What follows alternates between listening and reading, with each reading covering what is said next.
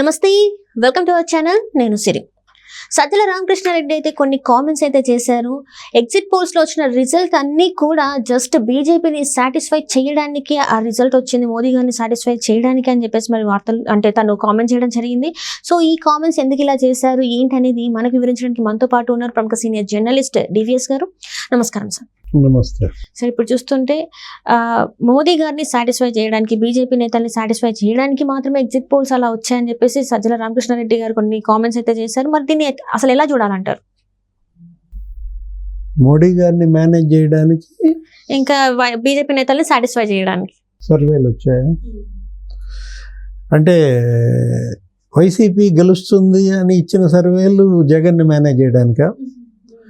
ఇప్పుడు వాళ్ళ చూసాం కదా, వాళ్ళు కూడా కొన్ని సర్వేలు వేశారు. ఏంటి, ఇప్పుడు ఆరామస్థాన్ కూడా వైసీపీ గెలుస్తుందని చెప్పి ఇచ్చాడు కదా. ఎవరిని మేనేజ్ చేయడానికి? ఇవన్నీ కూడా ఏంటంటే ఓడిపోయే వాళ్ళు చెప్పేటటువంటి కబుర్లు. ఇది ఫలానా వాళ్ళని మేనేజ్ చేయడానికి సర్వేలు ఇచ్చారంటే మీరెందుకని మేనేజ్ చేయలేకపోయారు? మేనేజ్ చేసేది ఏంటి? ఇందులో ఎగ్జిట్ పోల్స్ అనేది సహజం. ఏది, ప్రతి ఎన్నికకు ముందు ఆయా సంస్థలు ఏం చేస్తున్నాయి, వాళ్ళ దగ్గరికి వెళ్ళడము, వాళ్ళని వివరాలు కనుక్కోవడం మనం చూసాం. ఏది, కొంతమందిని ఫోన్ చేసి కనుక్కుంటారు, కొంతమందిని పర్సనల్గా కలిసి కనుక్కుంటారు. అది కూడా కొన్ని శాంపిల్స్ ప్రకారం శాస్త్రీయంగా చేస్తున్నటువంటి సర్వేలు అవి.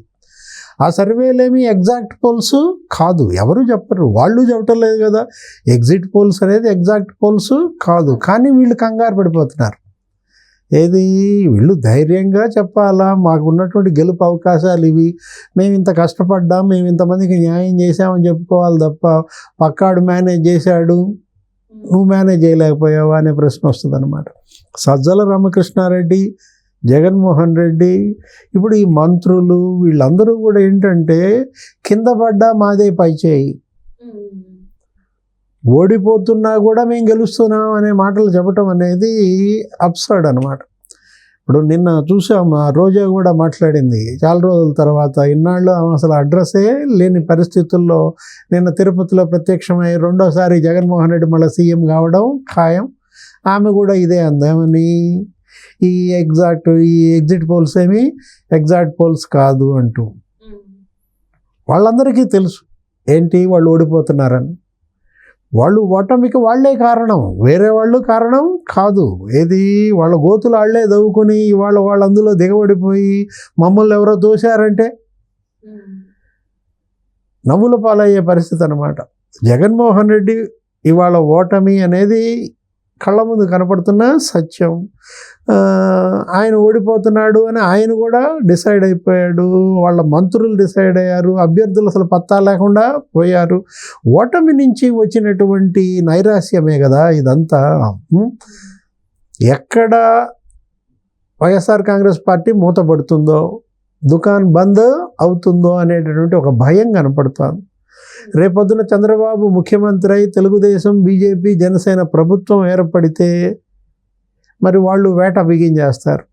ఏది, మనం తెలుసు, లోకేష్ బాబు ఏదో రెడ్ బుక్ అనో ఏదో దీంట్లో మనం చూసాం వాళ్ళందరి పేర్లు. మాజీ ముఖ్యమంత్రి చంద్రబాబు కూడా హెచ్చరించాడు అనేక సందర్భాల్లో. ఏంటి, తెలుగుదేశం ఒకసారి గెలిచి ముఖ్యమంత్రి అయితే మిజరబుల్ ట్రీట్మెంట్ ఉంటుందన్నాడు. ఎవరికి? జగన్మోహన్ రెడ్డికి కానీ వైఎస్ఆర్ కాంగ్రెస్ పార్టీ వాళ్ళకి కానీ. ఎవరైతే తెలుగుదేశం పార్టీ వాళ్ళని వేటాడారో, తప్పుడు కేసులు పెట్టారో వాటన్నిటికీ కూడా మరి మూల్యం చెల్లించక తప్పదనమాట. ఇప్పుడు నిన్నటిదాకా మీ హవా నడిచింది, రేపటి నుంచి వాళ్ళ హవా ప్రారంభమవుతుంది. టిట్ ఫర్ టాట్, చెరపకురా చెడేవన్నమాట. ఇప్పుడు దాకా మీరు వాళ్ళని చెరపాలని చూశారు, రేపొద్దున మీరు చెడిపోతారన్నమాట. ఏది, వాళ్ళని గ్రామ బహిష్కారాలు చేశారు. మనం చూసాం, పిన్నెల్లిలో 300 గ్రామాలని 300 కుటుంబాలను బహిష్కరించారు. ఆత్మకూరులో 60 కుటుంబాలని బహిష్కరించారు. అక్కడ గొల్లపాడులో 45 కుటుంబాలని బహిష్కరించారు. ప్రతి చోట కూడా, అటు పల్నాడులో కావచ్చు, రాయలసీమలో కావచ్చు, జగన్మోహన్ రెడ్డి ముఖ్యమంత్రి కాగానే ఎలా తోటలు తగలబెట్టారో, ఎలా భూములు బీళ్లు పెట్టారు, వాళ్ళని గ్రామాల నుంచి తరిమేశారు. గుంటూరులో చూసావు కదా నువ్వు, ఏంటి వీళ్ళందరి కోసం తెలుగుదేశం పార్టీ పునరావాస శిబిరం నడపాల్సి వచ్చింది. అసలు దేశ చరిత్రలోనే ఒక రాజకీయ పార్టీ బాధిత పునరావాస శిబిరం అంటే, పునరావాస శిబిరాలు నీకేం తెలుసు? ఏదో దివిసీమ తుఫాను, తిత్లియో లేకపోతే హుదుహుదు తుఫాను బాధితులకు పునరావాస శిబిరాలు నడుపుతారు. లేదు ఎక్కడో సరిహద్దు దేశాల మధ్య అక్కడ యుద్ధ ఖైదీల కోసం పునరావాస శిబిరాలు నడుపుతారు. మొదటిసారి ఒక పార్టీ బాధితుల కోసం ఆంధ్రప్రదేశ్లో పునరావాస శిబిరం 2 నెలల పాటు నడిపారు. వాళ్ళకి మళ్ళా వేరే చోట ఏదో ప్రత్యామ్నాయ ఏర్పాట్లు చేసి వాళ్ళకి ఏదో జీవన వృత్తి కల్పించి ఉపాధి కల్పించి పంపించారు. ఇప్పుడు వీటన్నిటికీ కూడా తగిన శాస్తి తప్పదన్నమాట. మనం అధికారంలో ఉన్నాం కాబట్టి చలాయించాం, కన్ను మిన్ను కానకుండా వ్యవహరించాం. ఇప్పుడు జనం ఏం చేశారు? నెత్తికెక్కిన కళ్ళు కిందకి దించారు.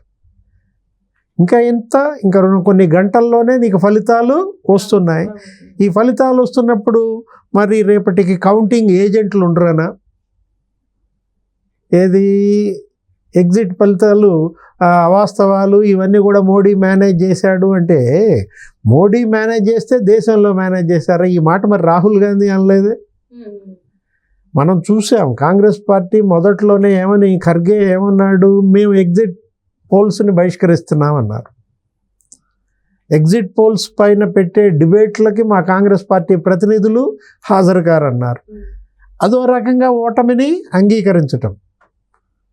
ఎగ్జిట్ పోల్స్ని నువ్వు బహిష్కరించడం ఏంటి? ఎగ్జిట్ పోల్స్ మీద డిబేట్లకి మీ వాళ్ళని వెళ్ళొద్దంటాం ఏంటి? ఓడిపోతున్నామని మీరే ఒప్పుకున్నట్లయింది. ఆ విషయం పైన విమర్శలు రావడంతో ఏం చేశారు? మళ్ళీ దాన్ని వెనక్కి తీసుకున్నారు.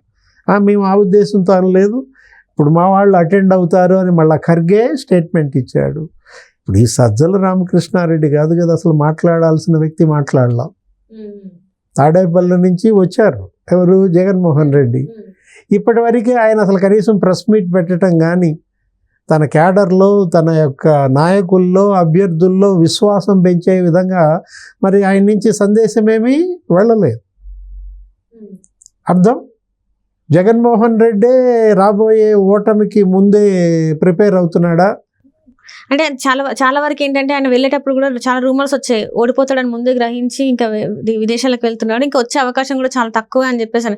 కానీ ఎట్టకేళ్ళకి అందరి అంచనాలని తారుమారు చేస్తానే రావడం అయితే జరిగింది. కానీ వచ్చినాక కూడా ఎక్కడ కూడా తను మాట్లాడింది లేదు, అల్లర్ల గురించి మాట్లాడింది లేదు, దేని గురించి కూడా మాట్లాడింది లేదు. మరి దీన్ని ఎట్లా చూడాలంటారు? అదే ఏంటి అసలు రాగానే ఏదో ఫైర్ అయిపోయినట్టు, ఈ 15 రోజుల్లో మీరంతా చండాలం చేశారని కోప్పడినట్టు, సజ్జల్ని తిట్టినట్టు, మంత్రుల్ని చండాలంగా మాట్లాడినట్టు మనం సోషల్ మీడియాలో చూసాం. ఇప్పుడు జోగి రమేష్ వెంటనే ప్రెస్ మీట్ పెట్టాడు. ఏంటి, జూన్ 4వ తారీఖు చంద్రబాబుకి మూర్ఛ వచ్చింది అంటాడు. మూర్ఛ వచ్చేది చంద్రబాబుకా మీకా కొన్ని గంటల్లో తెలిసిపోతుంది. ఇప్పుడు ఇవాళ ఎగ్జిట్ పోల్స్ చూసి మీకు మూర్ఛ వచ్చేసిందా? అసలు రేపటి ఎగ్జాక్ట్ పోల్స్ చూస్తే ఇంకెలాంటి మూర్ఛ వస్తుందో చూడాలా. Right sir, right. Thank you so much sir. నమస్తే.